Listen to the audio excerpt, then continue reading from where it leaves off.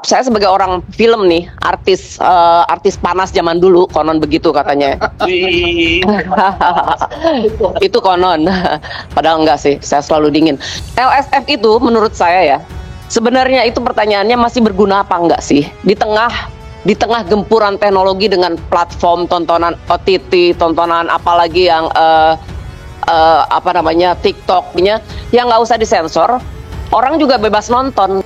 Karena percuma kita sensor-sensor, tapi kita dapat nonton di YouTube ataupun tayangan-tayangan lainnya dengan bebas gitu. Berkaitan dengan batasan umur. Film pertama adalah Ipar Adalah Maut. Di situ tertera adalah umur 13 tahun untuk batasan umur. Tetapi yang terjadi apa di dalamnya?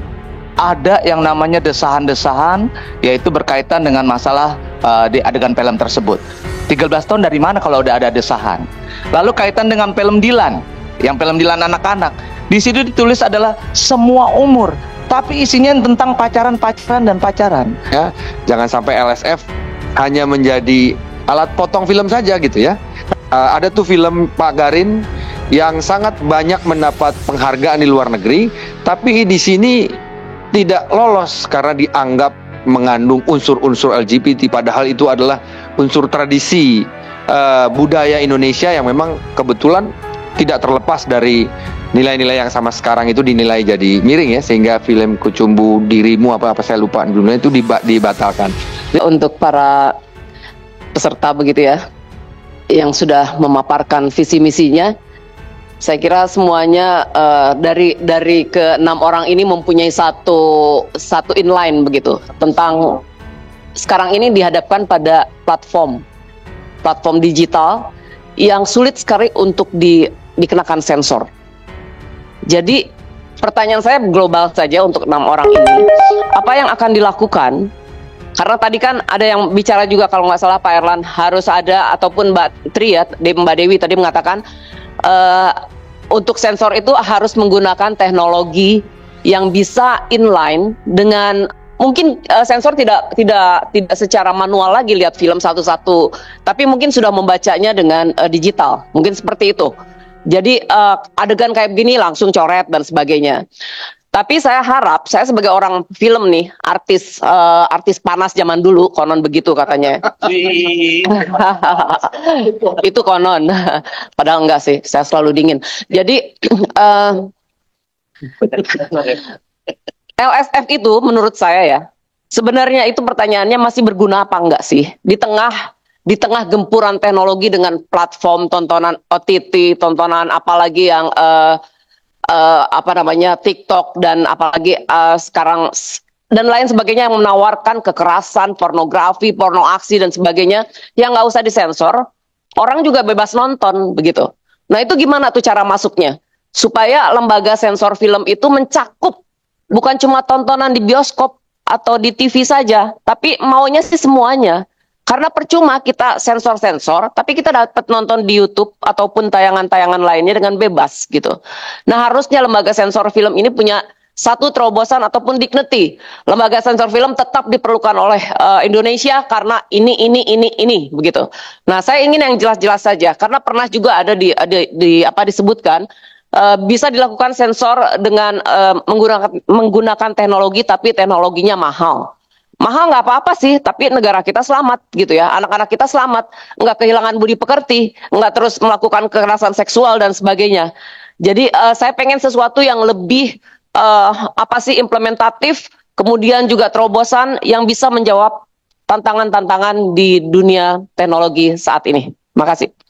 Yang pertama gini, saya punya pengalaman nonton film. Bicara berkaitan dengan batasan umur. Film pertama adalah Ipar Adalah Maut. Di situ tertera adalah umur 13 tahun untuk batasan umur. Tetapi yang terjadi apa di dalamnya? Ada yang namanya desahan-desahan, yaitu berkaitan dengan masalah di adegan film tersebut. 13 tahun dari mana kalau udah ada desahan? Lalu kaitan dengan film Dilan, yang film Dilan anak-anak. Di situ ditulis adalah semua umur, tapi isinya tentang pacaran dan pacaran. Nah, bagaimana Bapak menyikapi kaitan dengan masalah batasan umur ini? Belum juga berkaitan dengan masalah sinetron, kaitan dengan kita lihat film-film animasi. Itu selalu kalau animasi udah di kepalanya isinya adalah semua umur. Tapi di dalamnya ada pacaran, saya tebas kepala kamu. Itu kan artinya ada masalah dengan batasan usia. Lalu yang kedua adalah kejar tayang. Ini sinetron kejar tayang dan udah ribuan malah puluhan ribu tayang. Terus bagaimana nyikapinnya Bapak nih berkaitan dengan masalah mendapatkan STLS tersebut? STLS itu adalah surat tanda lulus sensor. Gimana nyikapinnya? Selesai jam 5 sore, jam 7 tayang tuh jam 7 malam. Nah, Bapak-bapak ini menyikapinya seperti apa? Terima kasih pimpinan. Wassalamualaikum warahmatullahi wabarakatuh. PDI Perjuangan. Oh, Pak Juniko, silahkan.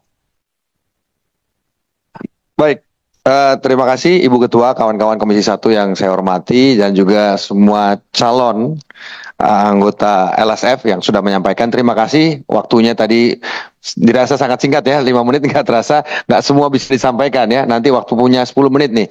Terima kasih, saya lihat ada akademisi yang saya juga sudah lihat Pak Adi juga pengalamannya luar biasa, kemudian juga latar belakang dari Mas Andi juga tadi mengenai tantangan. Jadi memang sama juga Pak Erlan tadi menyampaikan bahwa tantangan ke depan ini memang nggak terhindarkan. Emang Mas Arta tadi menyampaikan mengenai bahwa dunia digital ini sudah di depan mata dan bergerak sangat cepat, sehingga ini akan menjadi tantangan. Film ini bukan hanya sekedar membuat film. Tantangannya dulu zamannya Pak Adi pasti berbeda Pak. Semuanya serba analog ya Pak ya.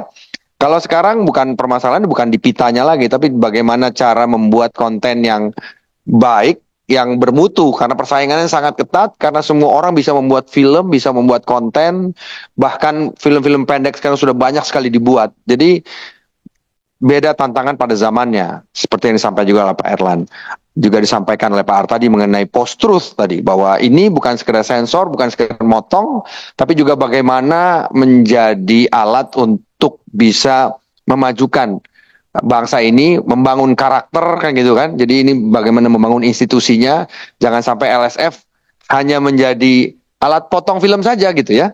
Kan kita pengen LSF juga menelurkan secara terus-menerus hasil yang bermutu. Tadi sampaikan oleh Pak Adi, saya termasuk yang memperhatikan ketika Kucumbu apa Pak? Ada tuh film Pak Garin yang sangat banyak mendapat penghargaan di luar negeri, tapi di sini tidak lolos karena dianggap mengandung unsur-unsur LGBT, padahal itu adalah unsur tradisi budaya Indonesia yang memang kebetulan tidak terlepas dari nilai-nilai yang sama sekarang itu dinilai jadi miring ya, sehingga film Kucumbu Dirimu apa saya lupa dulunya itu dibatalkan. Jadi itu tantangan apa Kucumbu apa Pak? Kucumu tubuh indahmu, tuh jangan sampai salah itu ya. Oke, nah saya pengen tanya sekarang kepada teman-teman, bolehkah nanti sampaikan dalam waktu 10 menit bagaimana langkah-langkahnya menghadapi tantangan zaman saat ini. Kontennya begitu banyak, film akan begitu banyak,